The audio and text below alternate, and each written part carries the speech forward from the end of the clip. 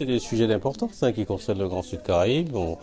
Le premier sujet, c'était effectivement l'annulation des factures d'eau pour les particuliers, pour l'ancienne régie de Grand Sud Caraïbe, donc qui concerne les communes de Capesterre, Terre de Haut, Terre de Bas, Trois-Rivières, pas Trois-Rivières, Gourbert, Basse-Terre, Saint-Claude, pour un montant de 13 ou 14 millions d'euros. Donc c'était important puisque il fallait revoir un petit peu cette problématique que nous avions sur le territoire avec des factures qui présentaient des irrégularités, des délais qui sont incompatibles avec les délais qui sont imposés pour la liquidation du budget eau et assainissement.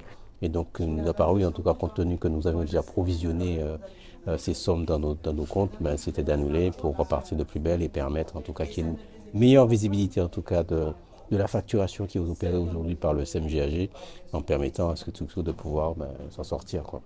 Il y a d'autres sujets, hein, donc des adhésions à des organismes qui accompagnent le Grand Sud Caraïbe, le CAUE, la DIL. Il y a aussi le sujet de la création d'une société publique locale, hein, donc portée par la ville de Bouillante, donc avec le Grand Sud Caraïbe, où certains maires ont fait valoir, ont manifesté en tout cas l'intérêt de participer au pacte d'actionnariat. Donc on va revoir tout ça et donc on avance pour le Grand Sud Caraïbe. Le Grand Sud Caraïbe, c'est 11 communes, de Bouillante à Capesterre, en passant par Terre de Haut et Terre de Bas.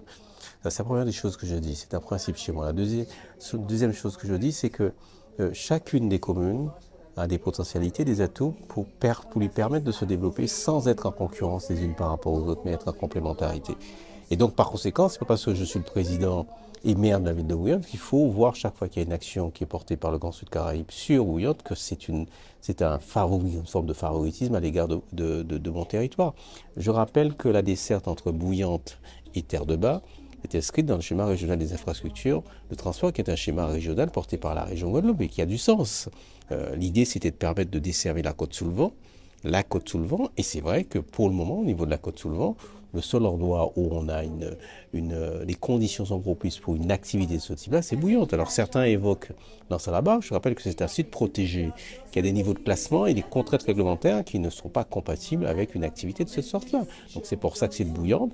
Pourquoi Terre de Bas? Parce que tout simplement, il s'agit de renforcer la visibilité de Terre de Bas, parce que Terre de Bas est aujourd'hui, en matière de desserte maritime, est considéré comme un satellite de Terre de Haut.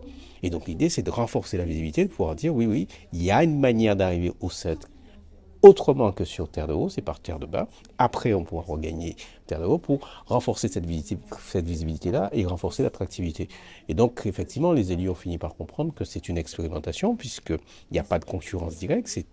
C'est un produit touristique qu'on est en train de proposer, puisque le temps de trajet, j'allais dire, je ne pense pas que les locaux vont utiliser ça comme moyen de déplacement. Donc, c'est un produit touristique à destination d'un public particulier, de capter une autre clientèle pour diversifier et renforcer l'attractivité de notre territoire. Et je les remercie d'avoir compris ça. Sur les déchetteries du Grand Sud Caraïbe, normalement, elles sont ouvertes le dimanche. C'est ce qu'on avait arrêté, en tout cas c'est ce que j'avais arrêté. Bon, il se trouve que pour certaines d'entre elles, les heures ne sont pas respectées, donc les élus ont évoqué cette situation.